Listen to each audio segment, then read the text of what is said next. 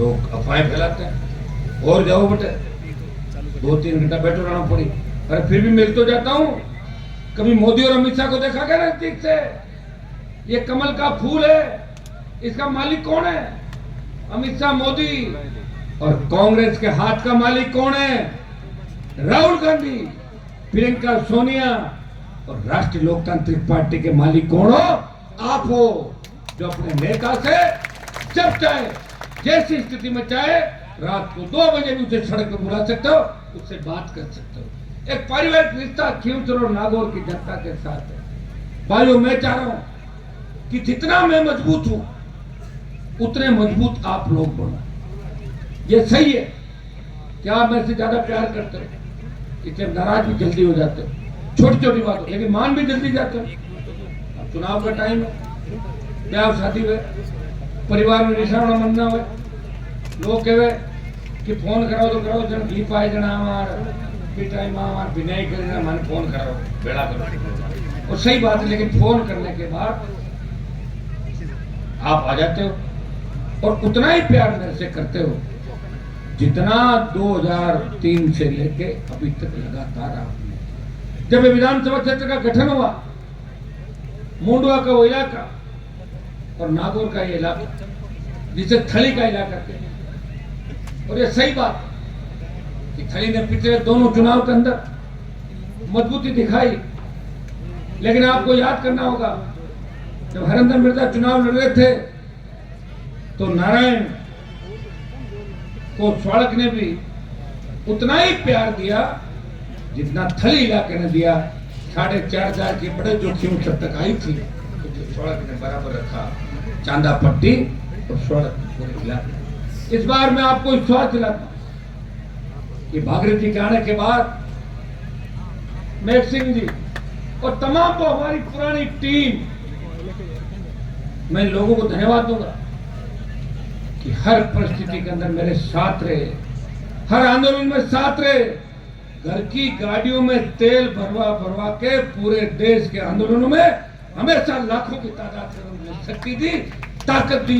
कभी ये नहीं कहा रहमान जी हमें खाना खिलाओ, हमें रोको, भूखे प्यासे रहे तो भी रह गए, लेकिन मेरे सम्मान को ठेस लगने दी। इस बार स्वाड़क पट्टी के अंदर भी मुझे पूरा भरोसा है कि स्वाड़क पट्टी का वीर तेजाजी महाराज का अवतार हुआ खराड़ गांव के अंदर, जहां से नजदीक के पूरा इलाका चालू होता है। इस बार यहाँ का नौजवान इस मोदी की भारतीय जनता पार्टी को इस बेल्ट से उखाड़ के फेंक देगा।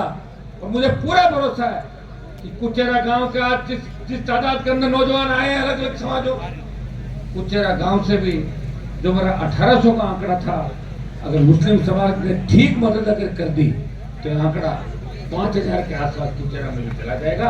इतना विश्वास मुझे पूरा है। ये सही है, जब उनके गांव का उम्मीदवार नहीं है तो भाई जी का झांसा में आने वाला नहीं। गांव को वजन कहते मैं गांव की बेटी हूँ, मैं गांव को बेटो हूँ, मैं थारो भाई हूँ, मैं थारो वो हूँ, तो वोट दे लेते हैं। लेकिन इस बार मुझे नहीं लगता उस तरह ठगी करके ये कुचेरा के अंदर वोट ले पाया।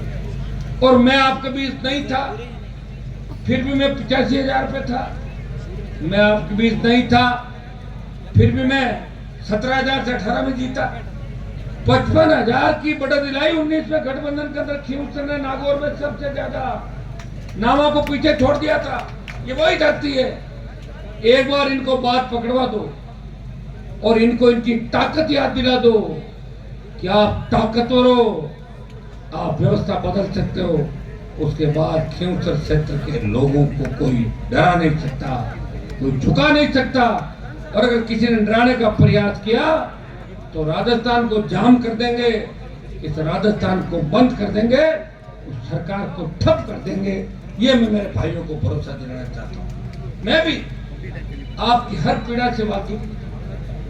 13-14 दिन का समय धैर्य के साथ निकालना।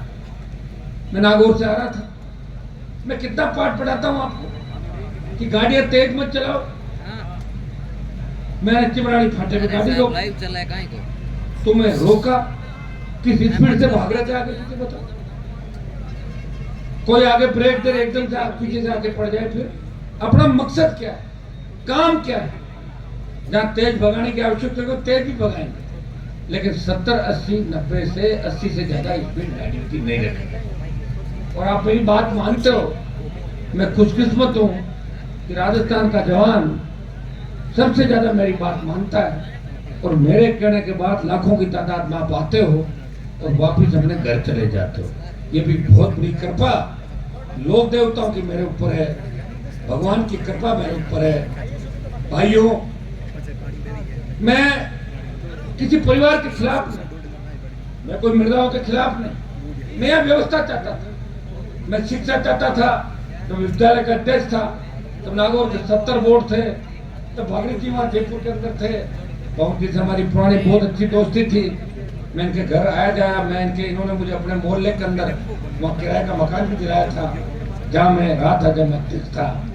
मुझे याद है तब नागौर के शेखावाटी के लोग कहते थे कि नागौर के लोग शिक्षा में पीछे हैं, तालाबों का पानी पीते हैं, जिस तालाब में भैंस पड़ी रहती है उसी तालाब से पानी पीते। सही बात है, हमने वो पानी पिया, हमारे बुजुर्गों ने वो पानी पिया, क्योंकि हमारा विकास नहीं कराया, शिक्षा की अलग नहीं जगाई, आपको लड़ना नहीं सिखाया। तब मैंने तय किया मैं नागौर की धरती पे जाऊंगा, विधायक बनना मेरा उद्देश्य नहीं, मैं मेरे भाइयों को मजबूत करूंगा।